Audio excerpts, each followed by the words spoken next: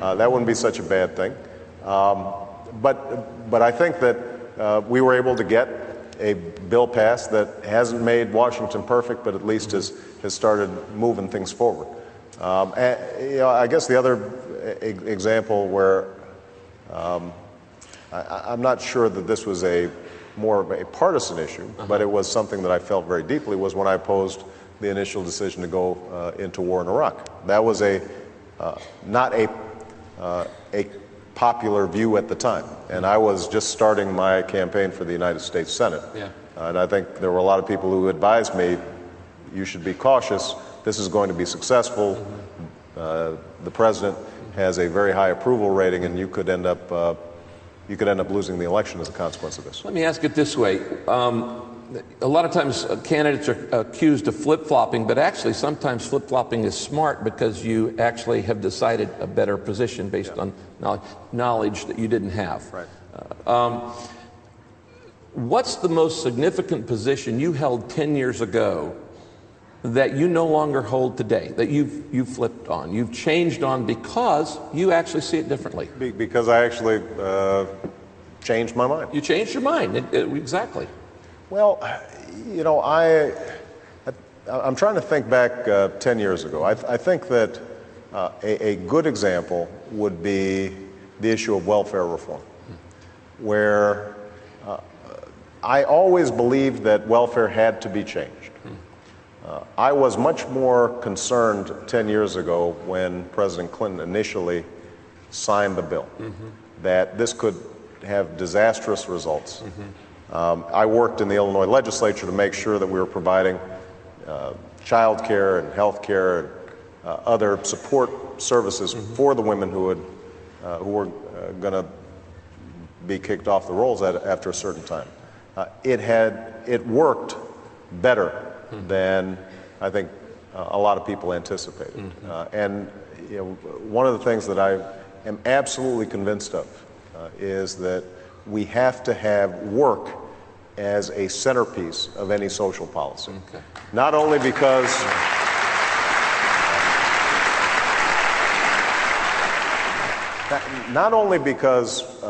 ultimately people who work are going to get more income, but the intrinsic dignity of work, the sense of purpose. We were made for work. We're made for work, and the sense that you are part of a community because you're making a contribution, no matter how small, to the well-being of the country as a whole. I think that is something that Democrats generally, I think, have made a significant shift on. What's the most significant, let me ask it this way, what's the most gut-wrenching decision you've ever had to make, and how did you process that to come to that decision?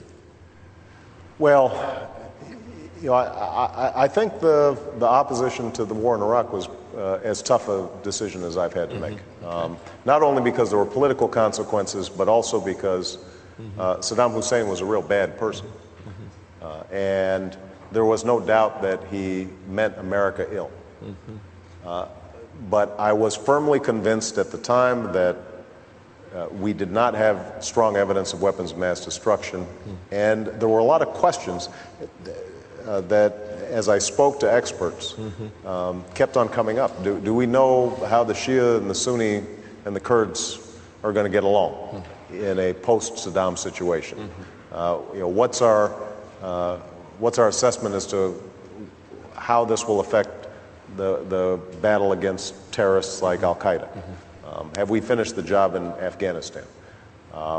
So I agonized over that, and I think that questions of war and peace generally are so profound. When you meet the troops, they're 19, 20, 21-year-old kids, and you're putting them into harm's way.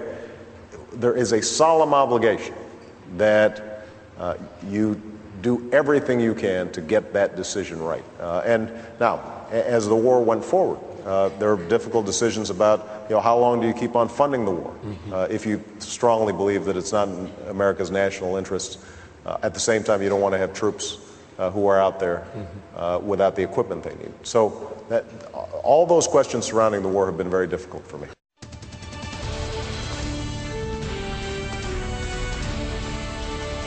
Everybody's got a worldview. A Buddhist, a Baptist, a secularist, an atheist, everybody's got a worldview. I wrote or invited people who get my newsletter to write in their questions. We have about 200,000 questions that came in, and I only have 500 in this section. So no matter how you answer these worldview questions, somebody's not going to like them, because we're all different kinds of worldviews in America.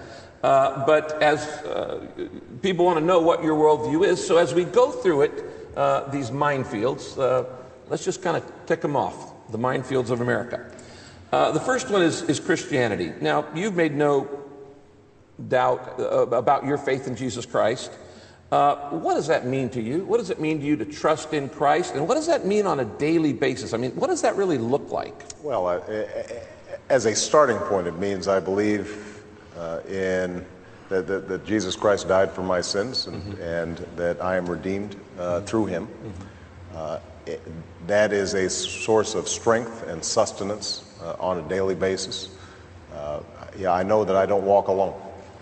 And I know that if I can get myself out of the way, that I can maybe carry out in some small way what he intends.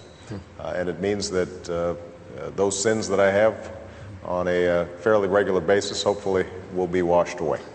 But what it also means, I think, is a sense of obligation to embrace not just words, but through deeds, the expectations, I think, that God has for us. And that means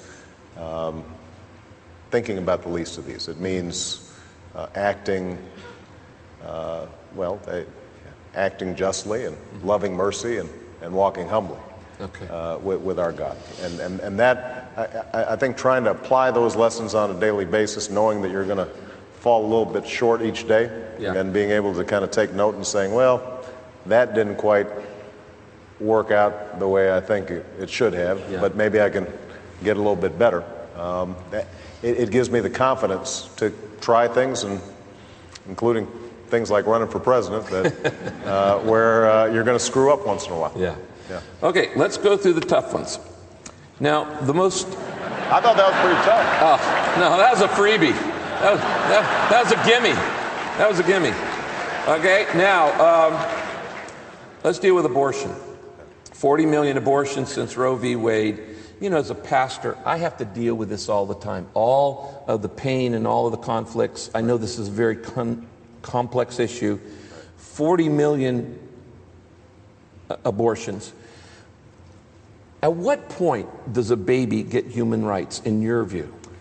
Well, I think that whether you're looking at it from a theological perspective or a scientific perspective, answering that question with specificity, is above my pay grade. But let me just speak more generally about the issue of abortion, because this is something obviously the country wrestles with. One thing that I'm absolutely convinced of is that there is a moral and ethical element to this issue. And so I think anybody who tries to deny the moral difficulties and gravity of the abortion issue, I think, is not paying attention. So that'd be point number one. But point number two, I am pro-choice. I believe in Roe versus Wade, and I come to that conclusion not because I'm pro-abortion, but because ultimately I don't think women make these decisions